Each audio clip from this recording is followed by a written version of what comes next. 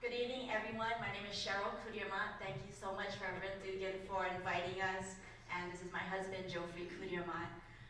It's such an honor, and I'm so glad that you talked about your why presentation tonight. And I think coming here tonight and being able to share our story just validates the why.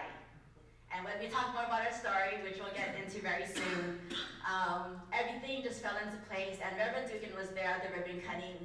I was just following God's plan. I didn't ask questions. Everything that happened, I stopped planning on my own, if I can put it that way. It was a 6-year journey.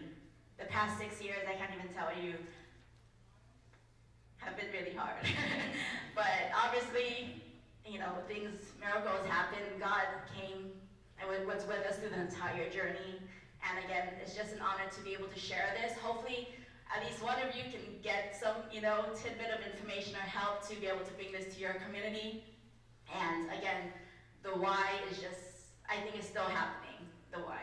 So anyway, I'm going to turn it over to my husband right now, Jeoffrey, who will share some wonderful pictures. Well, before I do, I just want to give a little bit of a background of the facility itself. And so we'll go through the pictures to go through the construction process. The church itself is called Kahikuanalani. Good try.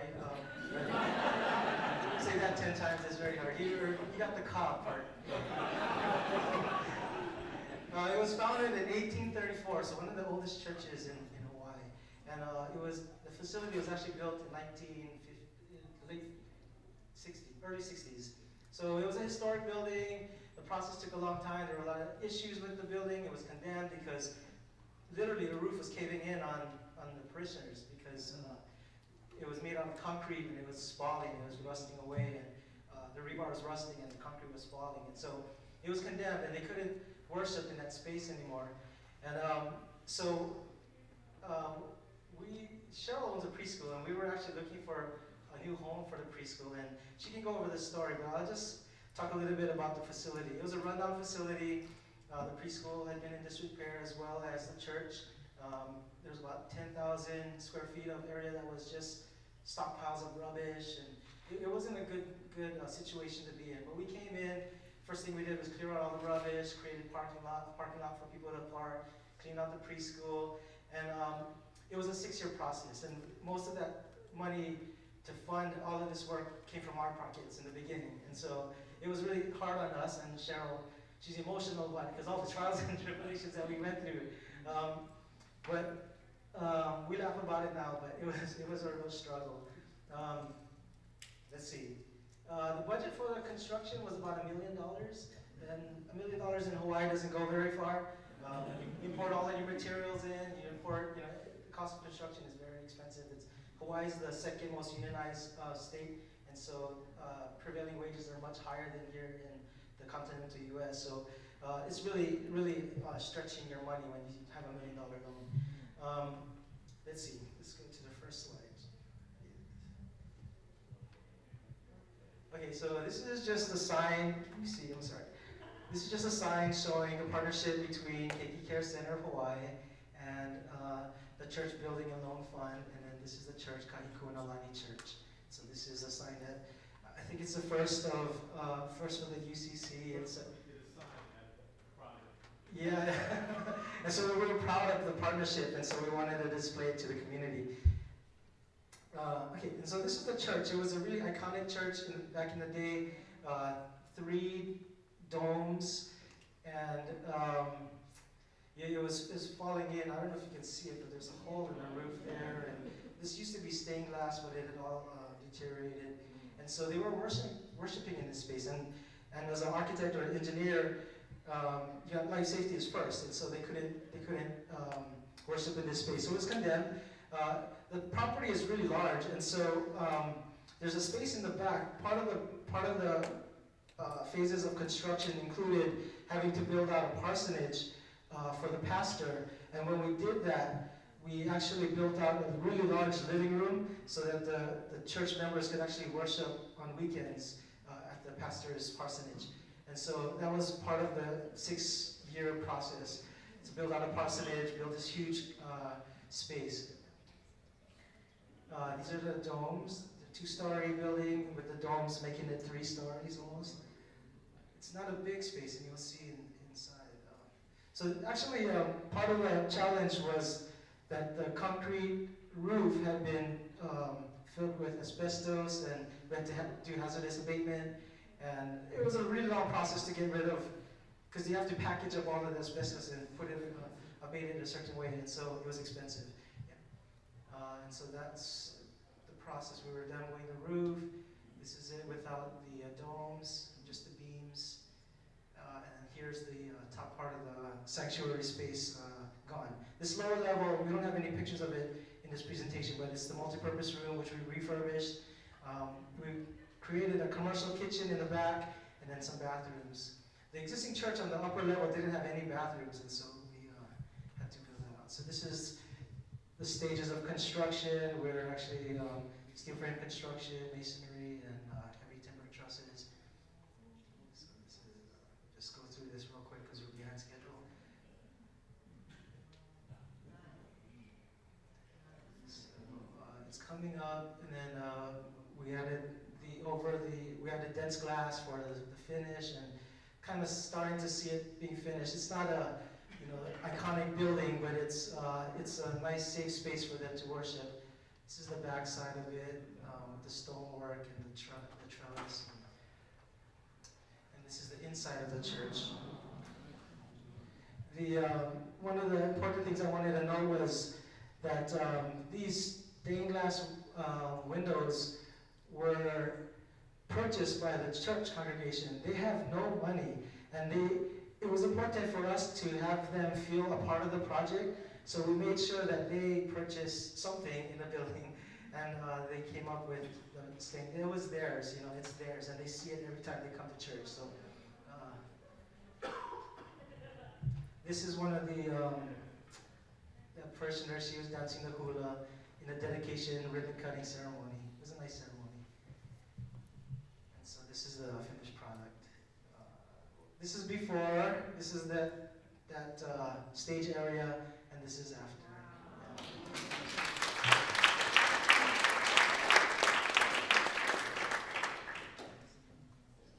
My turn.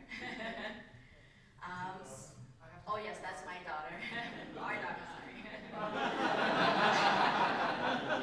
But it's a symbolic picture. I'm not going to go too much into it now, but my daughter, when we started the preschool in 2008, she was an infant. Maybe I'll preface just a little bit. Our oldest son, who, to be very honest, it's his birthday today, but he knows that this was an important mission, and he's more than, understanding, that we're here. But he turns 12 today, and he was at another local community preschool. That preschool had marked its 30th year. Again, this was in 2008.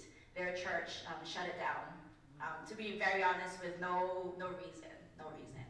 And overnight, and I give credit to Jeoffrey, he said, okay, let's start a preschool. And for some reason, I said, okay. I thought, okay, if anyone can do it, okay, you can do the permitting part, the plans, do the city, part, and I'll research how to start the preschool. And things obviously just, continued on from there.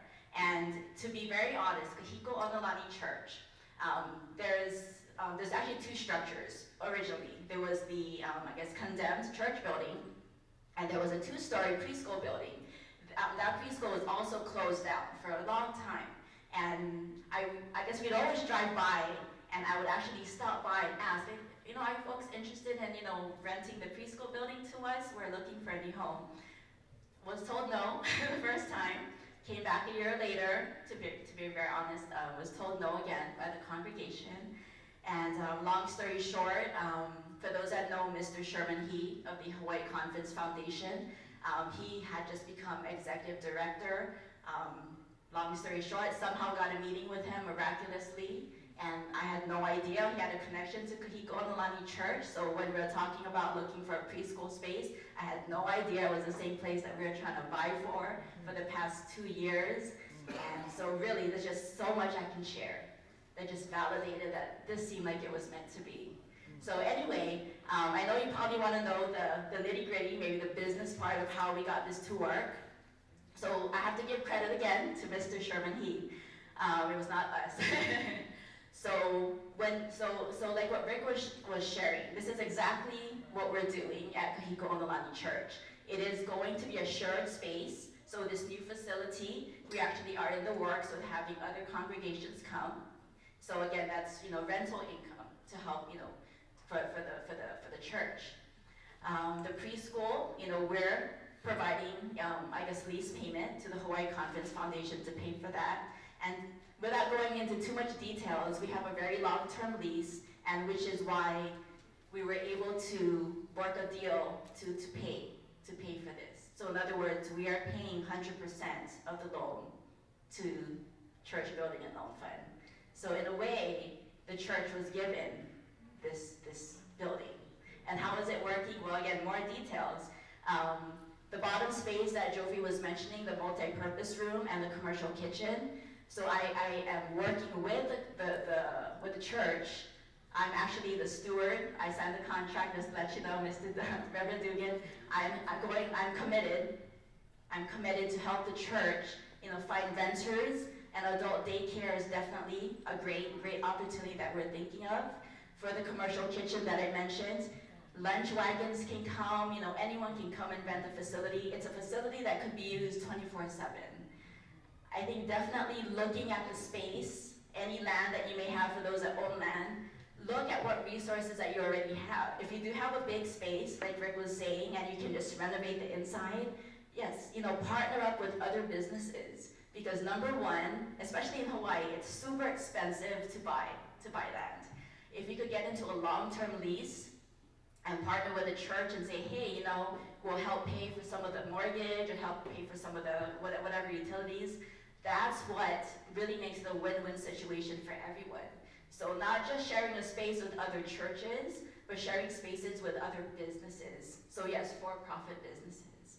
And it really works because, for example, for churches, for the most part, you're meeting on Sundays. What's happening on Monday, Tuesday, Wednesday, Thursday, Friday, maybe, I don't know. There's always businesses that would want a Monday through Friday space. So there's a lot of things, and drawing up the contracts, maybe they can help, point you in the right direction to attorneys. But that's how we were able to make it work. That's how we were able to make it work. And to me, it's just a blessing to be here, coming from a business standpoint for the preschool, to know that my preschool has a home for 50-year plus. I can't even, to be honest, I wouldn't know where it would be without, Mr. He, providing this opportunity to us. So I know that the Kahiko Onolani Church congregation are so thankful to us. I can't even say how much more thankful I am to them for giving us the preschool and home. Yeah. And so, thank you. So we've been on this journey for the past 6 years, but to be very honest, how I thought about it in the very beginning, my business plan and everything, it truly went out the window. I just, followed where the path was taking us, and I'm so glad it led us to Reverend Dugan. And at this time, I do want to just, give thanks also to the late Sheila Kinzer. She was so integral. She was the one that put our package together and got our board approval. So I know she's there with us too. But again, if anyone has any questions, would like to know more about our story, or even help in your own community, I'm just a phone call away. I put myself out there. If anyone wants a feasibility study, what could be done. I enjoy this. I enjoy helping businesses, of course, churches, anything to spread God's love and mission. I'm more than happy to help. And of course, if I have any questions, I can always, ask my husband. But really, if there's any questions, I'm very, serious. I'm more than happy to just help you make it happen, because it can. It really can.